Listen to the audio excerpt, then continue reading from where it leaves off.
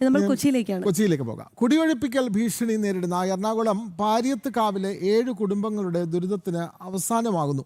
ഇവർക്കായി നിർമ്മിക്കുന്ന വീടുകളുടെ ശിലാസ്ഥാപനം ഇന്ന് നടക്കും. പുതിയ വീടുകളുടെ നിർമ്മാണം പൂർത്തിയാകുന്നതുവരെ 7 കുടുംബങ്ങളും നിലവിലെ വീടുകൾ തന്നെ തുടരും. നിങ്ങളുമായി നിഷ ദിലീപ് കൊച്ചിയിൽ നിന്ന് ചേരുകയാണ്. നിഷ, ഈ പാരിയത്ത് കാവിലെ 7 കുടുംബങ്ങൾക്ക് സ്വന്തമായി അവർക്ക് വീടെന്ന സ്വപ്നം യാഥാർത്ഥ്യമാവുകയാണ്. വീടിൻ്റെ ശിലാസ്ഥാപനം കർമ്മങ്ങളൊക്കെ നടക്കുന്നു. ഇതിനു മുമ്പ് നിരവധി നിയമ പോരാട്ടങ്ങളുമൊക്കെ നടന്ന ഒരു ഭൂപ്രദേശം കൂടിയാണല്ലോ. കൂടുതൽ വിവരങ്ങൾ.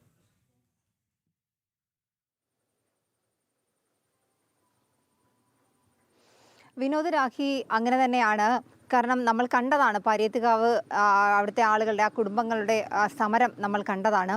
ഏതാണ്ട് 5 പതിറ്റാണ്ടോളം പരിഹാരമില്ലാതെ നിലനിന്നിരുന്ന ഒരു പ്രശ്നത്തിനാണ് ഈ അടുത്തിടെ പരിഹാരമായത്. കോടതിയിൽ വരെ അവർക്ക് പോകേണ്ടി വന്നു. എന്തായാലും പലതവണ അവിടെ കുടിയൊഴിപ്പിക്കാനായി കമ്മീഷനെത്തി.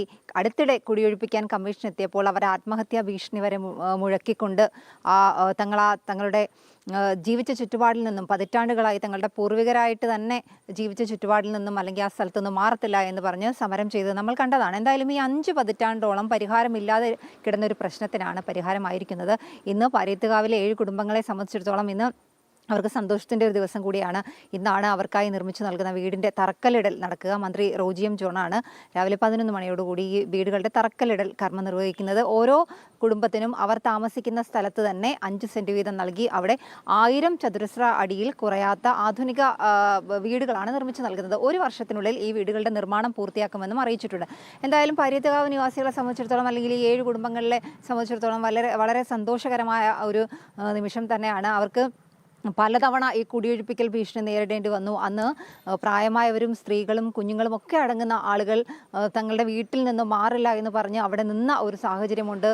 ഉറക്കമില്ലാത്ത രാത്രികളായിരുന്നു അവർക്ക്. എന്തായാലും ആ പ്രശ്നത്തിനൊക്കെ പരിഹാരമായിരിക്കുന്നു. അവരെ സംബന്ധിച്ചിടത്തോളം ഇനിയിപ്പോൾ അവിടെ നിന്നും പാരിയത്തുകാവിലെ 7 കുടുംബങ്ങൾക്ക് സ്വന്തമായി വീട് എന്നുള്ള അവരുടെ സ്വപ്നം യാഥാർത്ഥ്യമാകുകയാണ്. വീടുകളുടെ ശിലാസ്ഥാപന കർമ്മം ഇന്ന് നടക്കുന്നു. വിവരങ്ങൾ നൽകുകയായിരുന്നു കൊച്ചിയിൽ നിന്നും നിഷ ദിലീപ്.